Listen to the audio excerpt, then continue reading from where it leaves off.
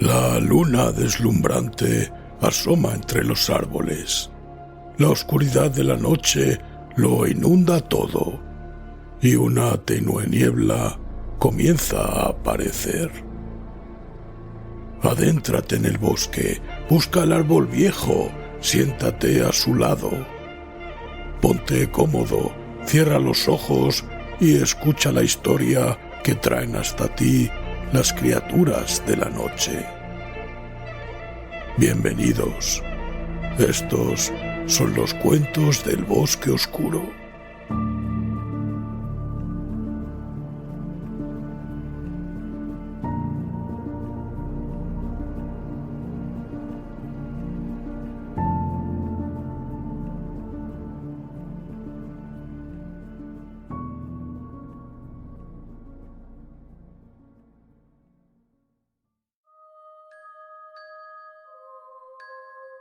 Si te gusta lo que hacemos, recuerda suscribirte.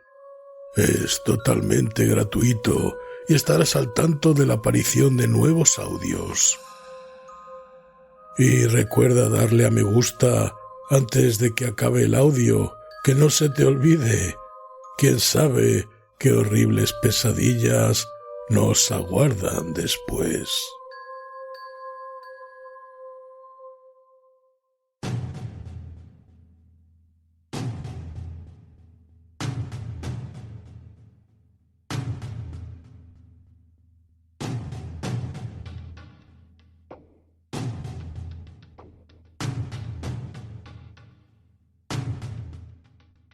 La piedra negra, de Robert Irving Howard.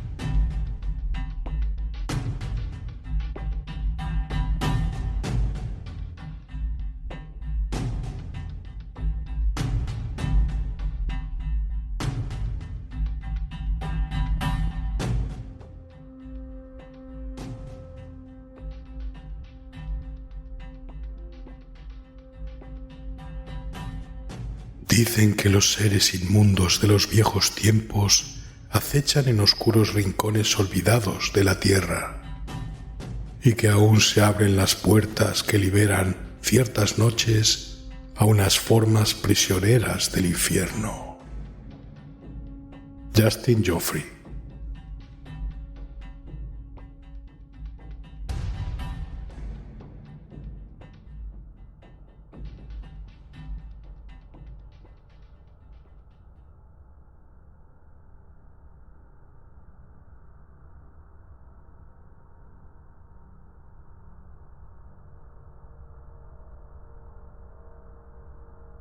La primera vez que leí algo sobre esta cuestión fue en el extraño libro de von Junz, aquel extravagante alemán que vivió tan singularmente y murió en circunstancias misteriosas y terribles. Quiso la suerte que cayese en mis manos su obra Unausprechliche Kulten, los cultos sin nombre, llamada también El Libro Negro, en su edición original publicada en Düsseldorf en 1839, poco antes de que al autor le sorprendiese su terrible destino. Los bibliógrafos suelen conocer los cultos sin nombre a través de la edición barata y mal traducida que publicó Bridgewell en Londres en el año 1845, o de la edición cuidadosamente expurgada que sacó a la luz la Golden Globe Press de Nueva York en 1909. Pero el volumen con el que yo me tropecé era uno de los ejemplares alemanes de la edición completa, encuadernado con pesadas cubiertas de piel y cierres de hierro herrumbroso. Dudo que haya más de media docena de estos ejemplares en todo el mundo hoy en día. Primero porque no se imprimieron muchos, y además porque cuando corrió la voz de cómo había encontrado la muerte su autor, muchos de los que poseían el libro lo quemaron asustados. Von Junz, nacido en 1795 y fallecido en 1840, pasó toda su vida buceando en temas prohibidos. Viajó por todo el mundo, consiguió ingresar en innumerables sociedades secretas y llegó a leer un sinfín de libros y manuscritos esotéricos. En los densos capítulos del Libro Negro, que oscilan entre una sobrecogedora claridad de exposición y la oscuridad más antigua, hay detalles y alusiones que helarían la sangre del hombre más equilibrado. Leer lo que von Jung se atrevió a poner en letra de molde suscita conjeturas inquietantes sobre lo que no se atrevió a decir. ¿De qué tenebrosas cuestiones, por ejemplo, trataban aquellas páginas escritas con apretada letra del manuscrito en que trabajaba infatigablemente pocos meses antes de morir, y que se encontró destrozado y esparcido por el suelo de su habitación cerrada con llave, donde von Jung fue hallado muerto con señales de garras en el cuello? Eso nunca se sabrá, porque el amigo más allegado del autor, el francés Alexis Landau, después de una noche de recomponer los fragmentos y leer el contenido, lo quemó y se cortó el cuello con una navaja de afeitar. Pero el contenido del volumen publicado es ya suficientemente estremecedor, aun admitiendo la opinión general de que tan solo representa una serie de desvaríos de un enajenado. Entre multitud de cosas extrañas encontré una alusión a la Piedra Negra, ese monolito siniestro que se cobija en las montañas de Hungría y en torno al cual giran tantas leyendas tenebrosas. Von Jung no le dedicó mucho espacio. La mayor parte de su horrendo trabajo se refiere a los cultos y objetos de adoración satánica que, según él, existen todavía. Y esa piedra negra representaría algún orden o algún ser perdido, olvidado hace ya cientos de años. No obstante, al mencionarla, se refiere a ella como a una de las claves. Esa expresión se repite muchas veces en su obra, en diversos pasajes, y constituye uno de los elementos oscuros de su trabajo. Insinúa brevemente haber visto escenas singulares en torno a un monolito en la noche del 24 de junio. Cita la teoría de Otto Dossmann, según la cual este monolito sería un vestigio de la invasión de los hunos, erigido para conmemorar una victoria de Atila sobre los godos. Von Jung rechaza esta hipótesis sin exponer ningún argumento para rebatirla.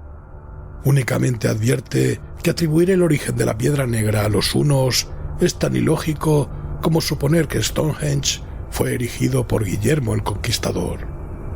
La enorme antigüedad que esto daba a entender excitó extraordinariamente mi interés, y tras haber salvado algunas dificultades, conseguí localizar un ejemplar roído por las ratas de los restos arqueológicos de los Imperios Perdidos, de Dossmann, Berlín 1809, editorial Der Drachenhaus. Me decepcionó el comprobar que la referencia que hacía Dossmann sobre la Piedra Negra era más breve que la de von Jung, despachándola en pocas líneas como monumento relativamente moderno comparado con las ruinas grecorromanas de Asia Menor, que eran su tema favorito. Admitía, eso sí, su incapacidad para descifrar los deteriorados caracteres grabados en el monolito, pero declaraba que eran inequívocamente mongólicos. Sin embargo, entre los pocos datos de interés que suministraba Dossmann, figuraba su referencia al pueblo vecino a la Piedra Negra, Strigoi Kabar, nombre nefasto que significa algo así como pueblo embrujado. No logré más información, a pesar de la minuciosa revisión de guías y artículos de viajes que llevé a cabo. Strigoi Kabar, que no venía en ninguno de los mapas que cayó en mis manos, está situado en una región agreste, poco frecuentada, lejos de la ruta de cualquier viajero casual. En cambio, encontré motivo de meditación en las tradiciones y costumbres populares de los magiares de Dornli. En el capítulo que se refiere a mitos sobre los sueños, cita a la Piedra Negra y cuenta extrañas supersticiones a este respecto. Una de ellas es la creencia de que si alguien duerme en la proximidad del monolito, se verá perseguido para siempre por monstruosas pesadillas, y cita relatos de aldeanos que hablaban de gentes demasiado curiosas que se aventuraban a visitar la Piedra Negra en la noche del 24 de junio, y que morían en loco desvarío a causa de algo que habían visto allí. Eso fue todo lo que saqué en claro de Dornli, pero mi interés había aumentado muchísimo al presentir que en torno a esa piedra había algo claramente siniestro. La idea de una antigüedad tenebrosa, las repetidas alusiones a acontecimientos monstruosos en la noche del 24 de junio, despertaron algún instinto dormido de mi ser, de la misma forma que se siente más que se oye la corriente de algún oscuro río subterráneo en la noche. Y de pronto me di cuenta de que existía una relación entre esta piedra y cierto poema fantástico y terrible escrito por el poeta loco Justin Geoffrey, El pueblo del monolito. Las indagaciones que realicé me confirmaron que, en efecto, Geoffrey había escrito este poema durante un viaje a Hungría. Por consiguiente, no cabía duda de que el monolito a que se refería en sus versos extraños era la misma piedra negra. Leyendo nuevamente sus estrofas, sentí una vez más las extrañas y confusas agitaciones de los mandatos del subconsciente que había observado la primera vez que tuve conocimiento de la piedra. Había estado pensando qué sitio elegir para pasar unas cortas vacaciones, hasta que me decidí. Fui a Strigoi-Kabar. Un tren anticuado me llevó a Temesvar hasta una distancia todavía respetable de mi punto de destino. Luego, en 3 días de viaje en un coche traqueteante, llegué al pueblecito, situado en un fértil valle encajonado entre montañas cubiertas de abetos. El viaje transcurrió sin incidencias. Durante el primer día pasamos por el viejo campo de batalla de Schönwall, donde un bravo caballero polaco-húngaro, el conde Boris Vladimov, había presentado una valerosa e inútil resistencia frente a las victoriosas huestes de Solimán el Magnífico, cuando, en 1526, el gran turco se lanzó a la invasión de la Europa oriental. El cochero me señaló un gran túmulo de piedras desmoronadas en la colina próxima, bajo el cual descansaban, según dijo, los huesos del valeroso conde. Recordé entonces un pasaje de las guerras turcas de Larsson. Después de la escaramuza en la que el conde había rechazado la vanguardia de los turcos con un reducido ejército, el conde permaneció al pie de la muralla del viejo castillo de la colina para disponer el orden de sus fuerzas. Un ayudante le trajo una cajita lacada que había encontrado en el cuerpo del famoso escriba e historiógrafo Selim Bahadur, caído en la refriega. El conde extrajo de ella un rollo de pergamino y comenzó a leer. No bien terminó las primeras líneas, palideció intensamente y, sin pronunciar una palabra, metió el documento en la caja y lo ocultó bajo su capa. En ese preciso momento abría fuego un cañón turco y los proyectiles dieron contra el viejo castillo ante el espanto de los húngaros, que vieron derrumbarse las murallas sobre el esforzado conde. Sin caudillo, el valeroso ejército se desbarató y en los años de guerra asoladora que siguieron no llegaron a recuperarse los restos mortales del noble caballero. Hoy los naturales del país muestran un inmenso montón de ruinas cerca de Schönwall, bajo las cuales, según dicen, todavía descansa lo que los siglos hayan respetado del conde Boris Vladimov. Strigoi-Kabar me dio la sensación de un pueblecito dormido que desmentía su nombre siniestro, un remanso de paz respetado por el progreso. Los singulares edificios y los trajes y costumbres aún más extraños de sus gentes pertenecían a otra época. Eran amables, algo curiosos, sin ser preguntones, a pesar de que los visitantes extranjeros eran sumamente escasos. Hace 10 años llegó otro americano. Estuvo pocos días en el pueblo, dijo el dueño de la taberna donde me había hospedado. Era un muchacho bastante raro, murmuró para sí. Comprendí que debía referirse a Justin Geoffrey. Sí, era poeta, contesté, y escribió un poema sobre un paraje próximo a este mismo pueblo. ¿De veras? Mi patrón se sintió interesado. Entonces, si todos los grandes poetas son raros en su manera de hablar y de comportarse, él debe haber alcanzado gran fama, porque las cosas que hacía y sus conversaciones Eran de lo más extraño que he visto en ningún hombre. Eso les ocurre a casi todos los artistas, observé. La mayor parte de su mérito se les ha reconocido después de muerto. ¿Ha muerto entonces? Murió gritando en un manicomio hace 5 años. Lástima, lástima, suspiró con simpatía. Pobre muchacho, miró demasiado la piedra negra. Me dio un vuelco el corazón. No obstante, disimulé mi enorme interés y dije como por casualidad: he oído algo sobre esa piedra negra. Creo que está por aquí cerca, ¿no? Más cerca de lo que la gente cristiana desea, contestó. Mire. Me condujo a una ventana enrejada y me enseñó las laderas pobladas de abetos de las acogedoras montañas azules. Allá, al otro lado de la gran cara desnuda de ese risco tan saliente que ve usted, ahí se levanta esa piedra maldita. Ojalá se convirtiese en polvo y el polvo se lo llevara el Danubio hasta lo más profundo del océano. Una vez los hombres quisieron destruirla, pero todo el que levantaba el pico o el martillo contra ella moría de una manera espantosa. Ahora la rehuyen. ¿Qué maldición hay sobre ella?, pregunté interesado. El demonio que la está rondando siempre, contestó con un estremecimiento. En mi niñez conocí a un hombre que subió de allá abajo y se reía de nuestras tradiciones. Tuvo la temeridad de visitar la piedra en la noche del 24 de junio y al amanecer entró de nuevo en el pueblo como borracho, enajenado, sin habla. Algo le había destrozado el cerebro y le había sellado los labios, pues hasta el momento de su muerte, que ocurrió poco después, tan solo abrió la boca para proferir blasfemias o babear una jerigonza incomprensible.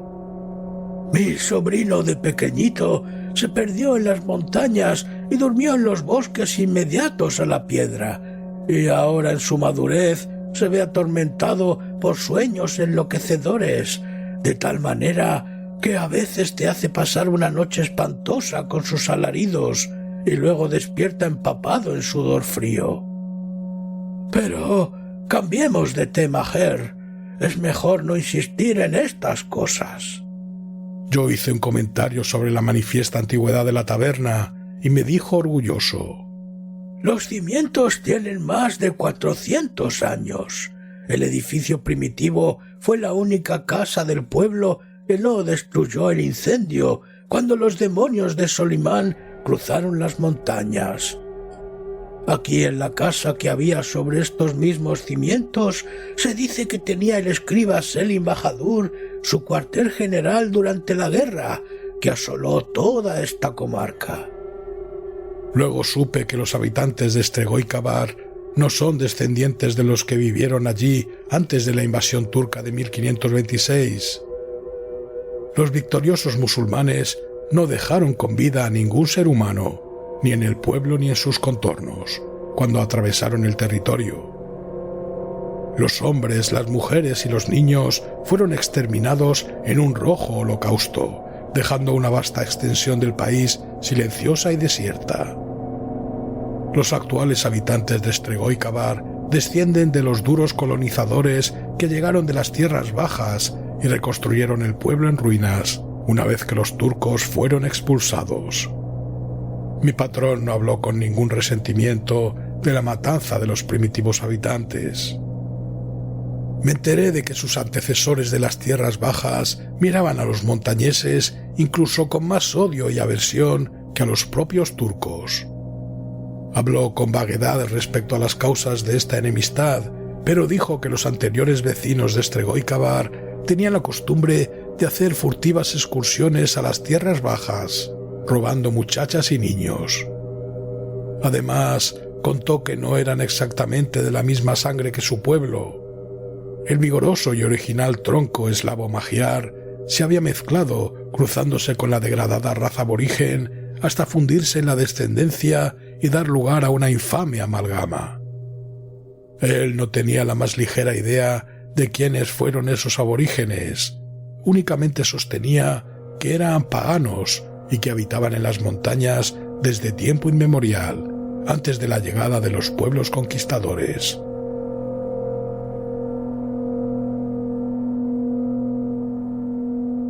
Di poca importancia a esta historia. En ella no veía más que una leyenda semejante a las que dieron origen la fusión de las tribus celtas y los aborígenes mediterráneos de las montañas de Escocia, y las razas mestizas resultantes que, como los pictos, tanta importancia tienen en las leyendas escocesas. El tiempo produce un curioso efecto de perspectiva en el folclore.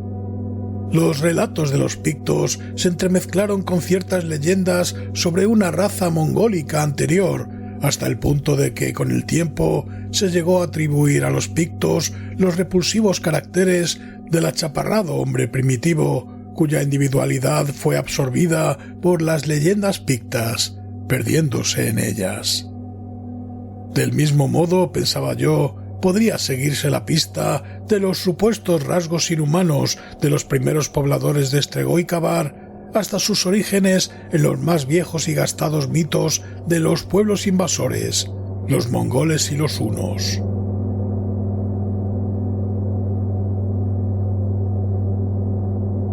A la mañana siguiente de mi llegada pedí instrucciones a mi patrón, que por cierto me las dio de muy mala gana, y me puse en camino en busca de la Piedra Negra. Después de una caminata de varias horas cuesta arriba por entre los abetos de las laderas, llegué a la cara abrupta de la escarpa que sobresalía poderosamente del costado de la montaña. De allí ascendía un estrecho sendero que la coronaba. Subí por él y desde arriba contemplé el tranquilo valle de Estregó-y-Cavar, que parecía dormitar protegido al uno y otro lado por las grandes montañas azules. Entre la escarpa donde estaba yo y el pueblo no se veían cabañas ni signo alguno de vida humana. Había bastantes granjas diseminadas por el valle, pero todas estaban situadas al otro lado de Estregó-y-Cavar. El pueblo mismo parecía huir de los ásperos riscos que ocultaban la Piedra Negra.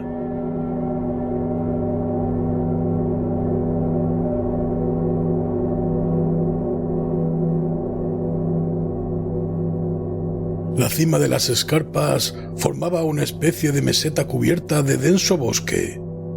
Caminé por la espesura y enseguida llegué a un claro muy grande, y en el centro de ese claro se alzaba un descarnado monolito de piedra negra. Era de sección octogonal y tendría unos 4 o 5 metros de altura y medio metro aproximadamente de diámetro. Se veía bien que había sido perfectamente pulimentado en su tiempo, pero ahora la superficie de la piedra mostraba numerosas mellas, como si se hubiesen llevado a cabo salvajes esfuerzos por demolerla. Pero los picos apenas habían conseguido desconcharla y mutilar los caracteres que la ornaban en espiral hasta arriba, en torno al fuste. Hasta una altura de 2,5 metros o poco más, las inscripciones estaban casi totalmente destruidas, de tal manera que resultaba muy difícil averiguar sus características. Más arriba se veían mucho mejor conservadas, y yo me las arreglé para trepar por la columna y examinarlas de cerca. Todas estaban deterioradas en mayor o menor grado, pero era evidente que no pertenecían a ninguna lengua que yo pudiera recordar en ese momento sobre la faz de la tierra. Lo que más llegaba a parecérseles de todo cuanto había visto en mi vida eran unos toscos garabatos trazados sobre cierta roca gigantesca, extrañamente simétrica, de un valle perdido del Yucatán. Recuerdo que al señalarle aquellos trazos a mi compañero, que era arqueólogo, él sostuvo que eran efecto natural de la erosión o el inútil garabateo de un indio. Yo le expuse mi teoría de que la roca era realmente la base de una columna desaparecida, pero él se limitó a reír y me dijo que reparase en las dimensiones que suponía. De haberse levantado allí una columna de acuerdo con las normas ordinarias de las proporciones arquitectónicas, habría tenido lo menos 300 metros de altura. Pero no me dejó convencido. No quiero decir que los caracteres grabados sobre la piedra negra fuesen semejantes a los de la descomunal roca del Yucatán, sino que me los sugerían. En cuanto a la materia del monolito, también me desconcertó. La piedra que habían empleado para tallarla era de un color negro y tenía un brillo mate, y su superficie, allí donde no había sido raspada o desconchada, producía un curioso efecto de semitransparencia. Pasé en aquel lugar la mayor parte de la mañana y regresé perplejo. La piedra no me sugería ninguna relación con ningún otro monumento del mundo. Era como si el monolito hubiese sido erigido por manos extrañas en una edad remota y ajena a la humanidad. Regresé al pueblo.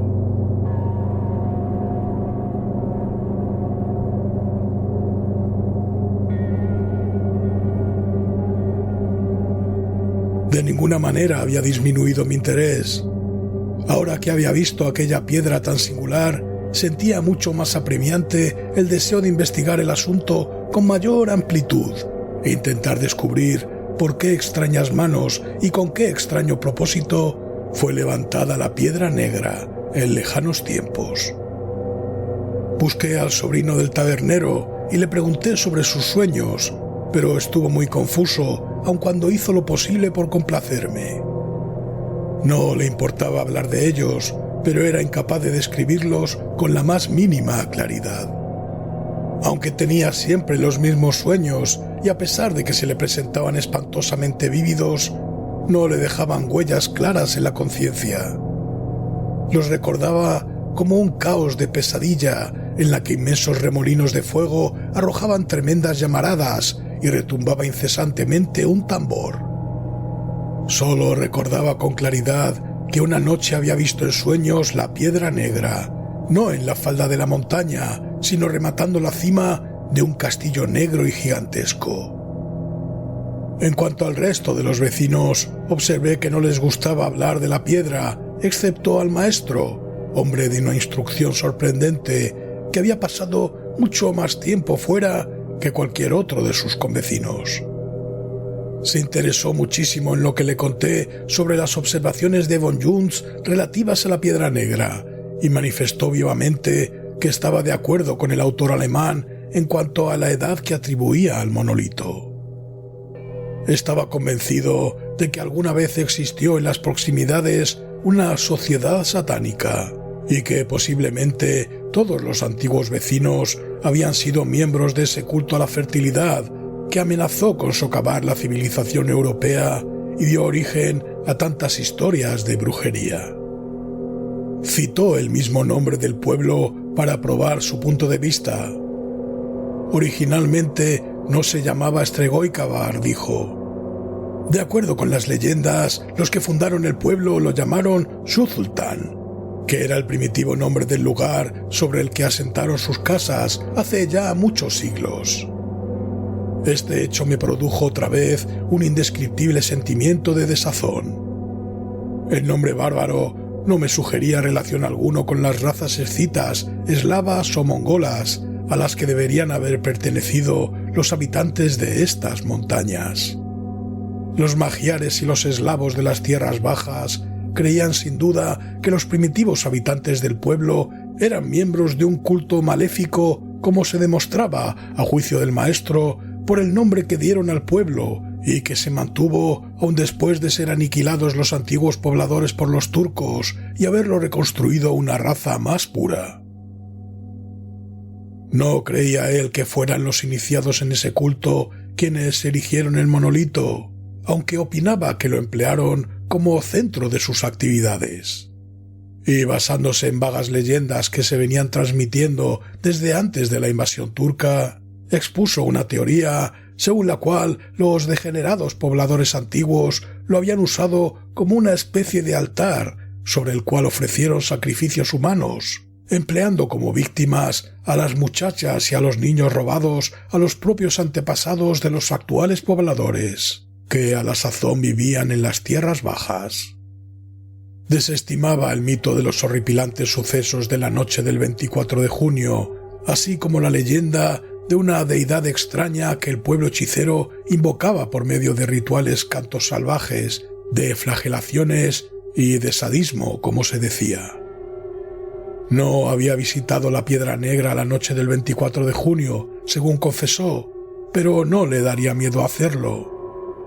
Lo que había existido o lo que allí sucedió en otro tiempo, fuera lo que fuese, se había sumido en la niebla del tiempo y del olvido. La Piedra Negra había perdido su significado, salvo el de ser el nexo de unión con un pasado muerto y polvoriento.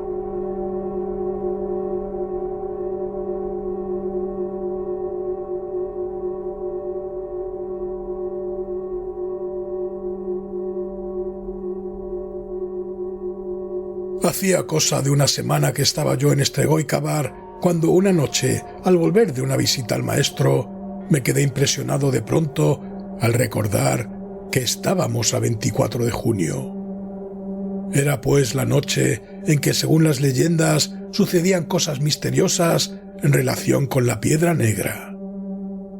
En vez de meterme en la taberna, crucé el pueblo a buen paso.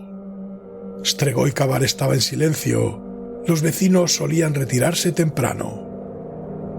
No había nadie en mi camino. Me interné por entre los abetos que ocultaban las faldas de las montañas en una susurrante oscuridad. Una gran luna plateada parecía suspendida encima del valle, inundando los peñascos y pendientes con una luz inquietante y perfilando negras sombras en el suelo. No soplaba aire entre los abetos, y no obstante se oía elevarse un murmullo fantasmal y misterioso. Mi fantasía evocaba quimeras. Seguramente en una noche como esta, hacía siglos, volaban por el valle las brujas desnudas, ahorcajadas sobre sus escobas, perseguidas por sus burlescos demonios familiares. Encaminé mis pasos hacia las escarpas. Me sentía algo inquieto al notar que la engañosa luz de la luna les prestaba un aspecto artificioso que no había notado antes. Bajo aquella luz fantástica habían perdido su apariencia de escarpas naturales para convertirse en ruinas de gigantescas murallas que sobresalían de la ladera. Esforzándome por apartar de mí esta ilusión extraña, subí hasta la meseta y dudé un momento antes de sumergirme en la tremenda oscuridad de los bosques. Una especie de tensión mortal se cernía sobre las sombras, como si un monstruo invisible contuviera su aliento para no ahuyentar a su presa. Deseché este sentimiento, perfectamente natural, considerando el carácter imponente del lugar y su infame reputación, y me abrí paso a través del bosque, experimentando la desagradable sensación de que me seguían. Tuve que detenerme una vez, seguro de que algo vacilante y pegajoso me había rozado la cara en la oscuridad. Salí al claro y vi el alto monolito alzando su silueta desnuda sobre la hierba. En la linde del bosque, en dirección a la escarpa, había una piedra que formaba como una especie de asiento natural. Me senté en ella, pensando que probablemente fue allí donde el poeta loco Justin Geoffrey había escrito su fantástico El pueblo del monolito.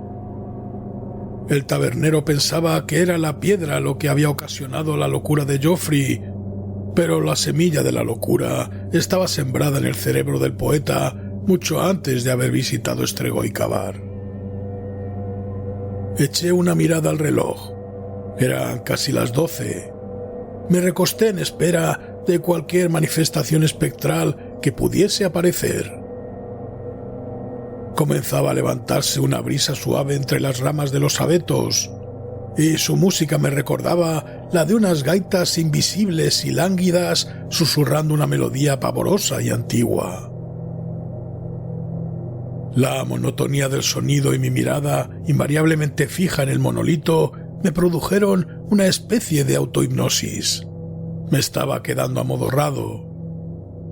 Luché contra esta sensación, pero el sueño pudo conmigo. El monolito parecía ladearse, danzar extrañamente, retorcerse. Entonces me dormí. Abrí los ojos y traté de levantarme, pero no me fue posible. Parecía como si una mano helada me agarrara sin que yo pudiera hacer nada. Un frío terror se apoderó de mí. El claro del bosque ya no estaba desierto. Se veía atestado de una silenciosa multitud de gentes extrañas. Mis ojos dilatados repararon en los raros y bárbaros detalles de sus atuendos. Mi entendimiento me decía que eran remotísimos, olvidados incluso en esta tierra atrasada. Seguramente, pensé, son gentes del pueblo que han venido aquí para celebrar algún cónclave grotesco. Pero otra mirada me hizo comprender que aquellas gentes no eran de Estregoicabar.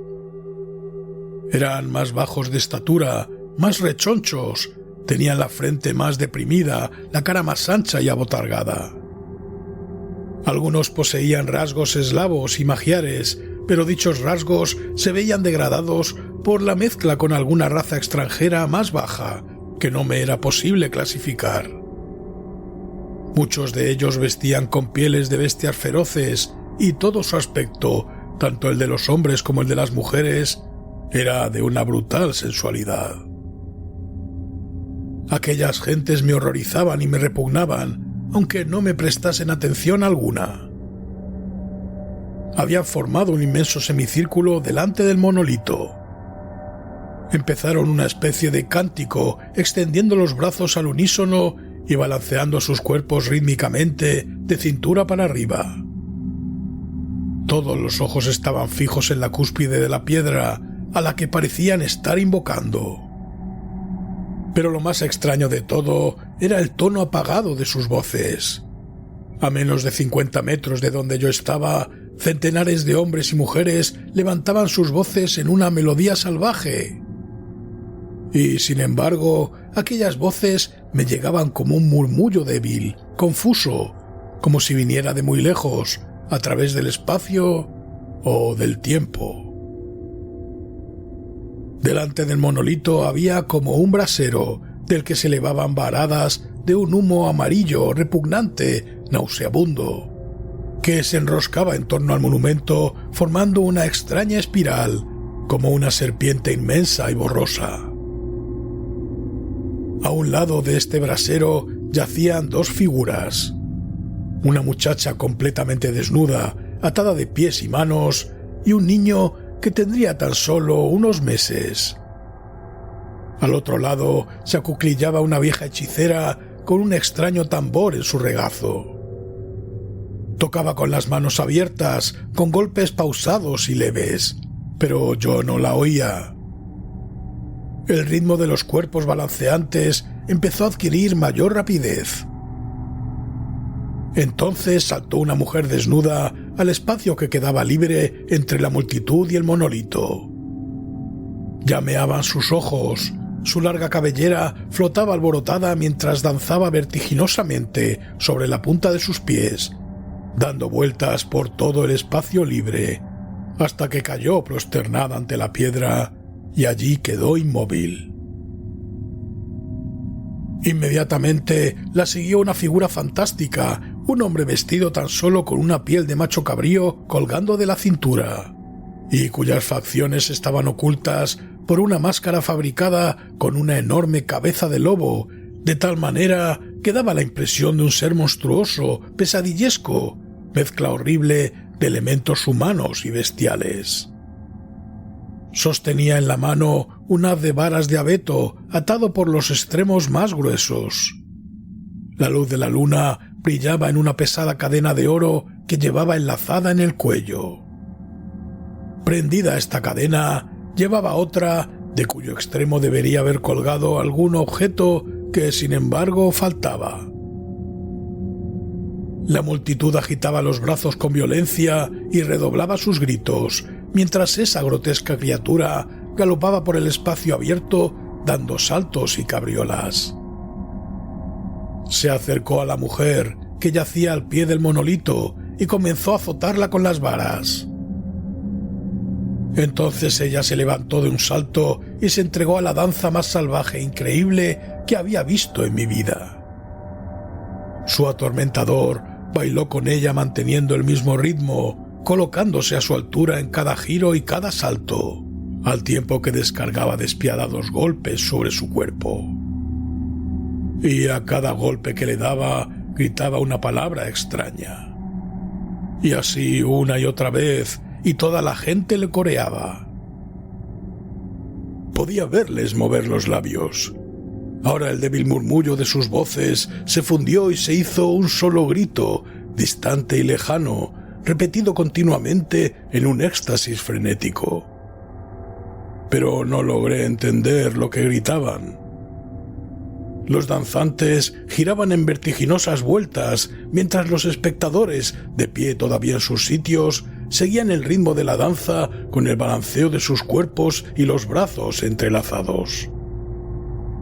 La locura aumentaba en los ojos de la mujer que cumplía aquel rito violento y se reflejaba en la mirada de los demás. Se hizo más salvaje y extravagante el frenético girar de aquella danza enloquecedora. Se convirtió en un cuadro bestial y obsceno, en tanto que la vieja hechicera aullaba y batía el tambor como una enajenada, y las varas componían una canción demoníaca.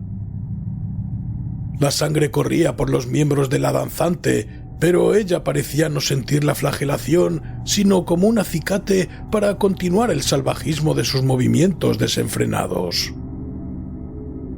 Al saltar en medio del humo amarillento que empezaba a extender sus tenues tentáculos para abrazar a las dos figuras danzantes, se hundió en aquella niebla hedionda y desapareció de la vista. Volvió a surgir otra vez, seguida inmediatamente de aquel individuo bestial que la flagelaba, y prorrumpió en un indescriptible furor de movimientos enloquecedores, hasta que, en el colmo del delirio, cayó de pronto sobre la hierba, temblando y jadeando, completamente vencida por el frenético esfuerzo. Siguió la flagelación con inalterable violencia y ella comenzó a arrastrarse boca abajo hacia el monolito. El sacerdote, por llamarle así, continuó azotando su cuerpo indefenso con todas sus fuerzas, mientras ella se retorcía dejando un pegajoso rastro de sangre sobre la tierra pisoteada. Llegó por fin al monolito y, boqueando sin resuello, le echó sus brazos en torno y cubrió la piedra fría de besos feroces como en una adoración delirante y profana. El grotesco sacerdote saltaba en el aire, había arrojado las varas salpicadas de sangre. Los adoradores comenzaron a aullar y a echar espuma por la boca, y de pronto se volvieron unos contra otros y se atacaron con uñas y dientes, desgarrándose las vestiduras y la carne en una ciega pasión de bestialidad.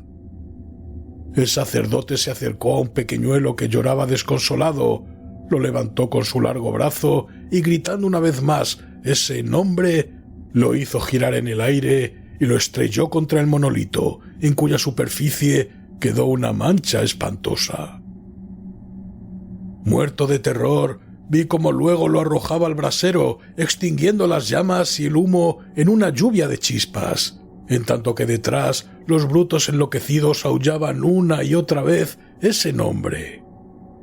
Después, de repente, todo el mundo cayó prosternado, sin dejar de retorcerse, al tiempo que el sacerdote extendía sus manos con gesto amplio y triunfal. Abrí la boca y quise gritar horrorizado, pero únicamente pude articular un ruido seco. Un animal enorme, monstruoso, como un sapo, se hallaba agazapado encima del monolito.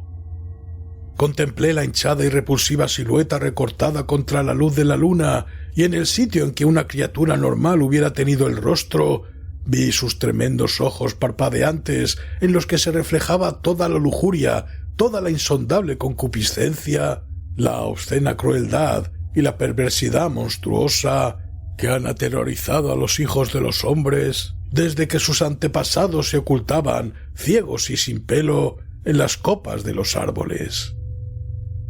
En aquellos ojos espantosos se reflejaban todas las cosas sacrílegas y todos los malignos secretos que duermen en las ciudades sumergidas, que se ocultan de la luz en las tinieblas de las cavernas primordiales. Y así, aquella cosa repulsiva que el sacrílego ritual de crueldad, de sadismo y de sangre había despertado del silencio de los cerros, parpadeaba y miraba de soslayo a sus brutales adoradores que se arrastraban ante él en una repugnante humillación. Ahora el sacerdote disfrazado de bestia alzó a la débil muchacha maniatada y la mantuvo levantada con sus manos brutales ante el monolito. Y cuando aquella monstruosidad lujuriosa y babeante comenzó a succionar en su pecho, algo estalló en mi cerebro y me desvanecí.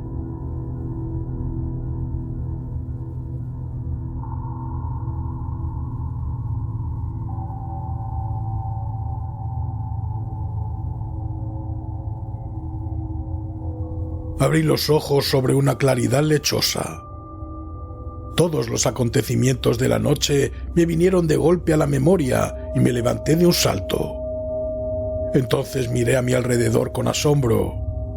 El monolito se alzaba, descarnado y mudo, sobre la hierba ondulante, verde, intacta, bajo la brisa matinal. Atravesé el claro con paso rápido. Aquí habían saltado y brincado tantas veces que la hierba debería haber desaparecido. Y aquí la mujer del ritual se arrastró en su doloroso camino hacia la piedra, derramando su sangre sobre la tierra. Sin embargo, ni una sola gota de sangre se veía en el césped intacto. Miré, temblando de horror, la cara del monolito contra la que el brutal sacerdote estampó a la criatura robada. Pero no había ninguna mancha, nada. Un sueño. Había sido una espantosa pesadilla, quizás. Me encogí de hombros. ¡Qué intensa claridad para ser un sueño! Regresé tranquilamente al pueblo y entré en la posada sin ser visto. Una vez allí, me senté a meditar sobre los acontecimientos de la noche. Cada vez me sentía más inclinado a descartar la teoría de un sueño. Era evidente que lo que había visto era una ilusión inconsistente, pero estaba convencido de que aquello era la sombra, el reflejo de un acto espantoso perpetrado realmente en tiempos lejanos. Pero ¿cómo podía saberse? ¿Qué pruebas podrían confirmar que había sido una visión de una asamblea de espectros más que una mera pesadilla forjada por mi propio cerebro? Como una respuesta a este mar de dudas, me vino un nombre a la cabeza: Selim Bahadur. Según la leyenda, este hombre, que había sido tanto soldado como cronista, mandó el cuerpo del ejército de Solimán que había devastado Estregóicabar. Parecía lógico, y si era así, había marchado directamente de este lugar arrasado al sangriento campo de Shonbal y a su destino final. No pude contener una exclamación de sorpresa. Aquel manuscrito que encontraron en el cuerpo del turco y que hizo temblar al conde Boris, ¿no podría contener alguna indicación de lo que los conquistadores turcos habían encontrado en Estregóicabar? ¿Qué otra cosa pudo hacer temblar los nervios de hierro del poderoso guerrero? Y puesto que los restos mortales del conde no fueron rescatados jamás, ¿qué duda cabía de que el estuche de laca y su misterioso contenido permanecían aún bajo las ruinas que cubrían a Boris Vladinov? Me puse a recoger mis cosas con agitada precipitación. 3 días más tarde me encontraba en una aldea a pocos kilómetros del viejo campo de batalla. Cuando salió la luna, ya estaba yo trabajando febrilmente en el gran túmulo de piedras desmoronadas que coronaba la colina. Fue un trabajo agotador. Pensándolo ahora, no comprendo cómo pude llevar a cabo esa tarea. Y no obstante, trabajé sin descanso desde la salida de la luna hasta que empezó a clarear el día. Justamente estaba yo apartando las últimas piedras cuando el sol asomó por el horizonte. Allí estaba todo lo que había quedado del conde Boris Vladinov, unos pocos fragmentos de huesos, y entre ellos, totalmente aplastado, el estuche cuya superficie de laca había preservado el contenido a través de los siglos. Lo recogí con ansiedad y después de apilar unas piedras sobre aquellos huesos, me marché precipitadamente. No deseaba que me descubriese ningún viajero suspicaz en aquella acción aparentemente profanadora. De nuevo en mi cuarto de la taberna, abrí el estuche y encontré el pergamino relativamente intacto. Y había algo más. Un objeto pequeño y aplastado, envuelto en un trozo de seda. Estaba ansioso por descifrar los secretos de aquellas hojas amarillentas, pero no podía más de cansancio. Apenas había dormido desde que saliera de Strelgoy-Kabar y los terribles esfuerzos de la noche anterior acabaron por vencerme. A pesar de mi excitación, no tuve más remedio que echarme un poco, pero ya no me desperté hasta que empezaba a anochecer. Cené rápidamente y después, a la luz de una vela, me senté a leer los limpios caracteres turcos que cubrían el pergamino. Representaba un trabajo penoso para mí, porque mis nociones de turco no son ni mucho menos profundas, y el estilo arcaico del texto me desorientaba. Pero luchando afanosamente, conseguí descifrar una palabra aquí, otra allá, encontrar sentido en alguna frase, y una vaga impresión de horror me oprimió el corazón. Me apliqué con todas mis fuerzas a la tarea de traducir, y cuando el relato se hizo claro y asequible, la sangre se me heló en las venas, se me pusieron los pelos de punta y hasta la lengua se me endureció. Todas las cosas externas participaron de la espantosa locura de aquel manuscrito infernal.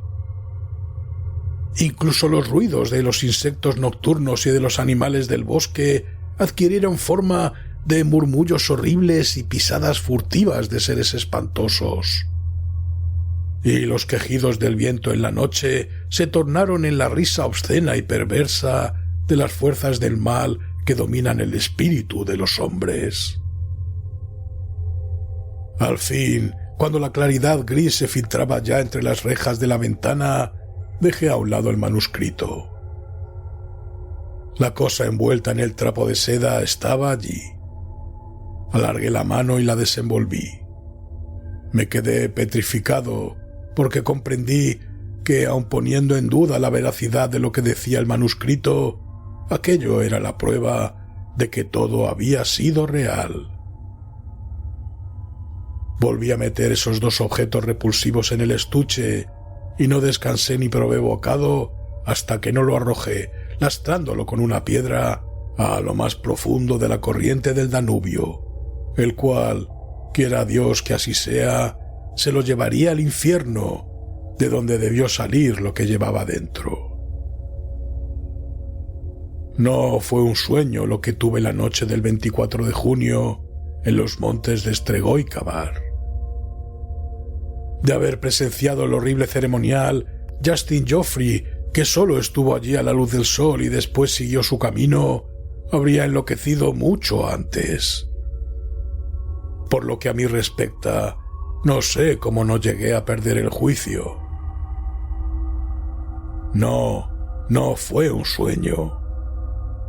Yo había presenciado el rito inmundo de unos adoradores desaparecidos hace siglos, surgidos del infierno para celebrar sus ceremonias como lo hicieran en otro tiempo.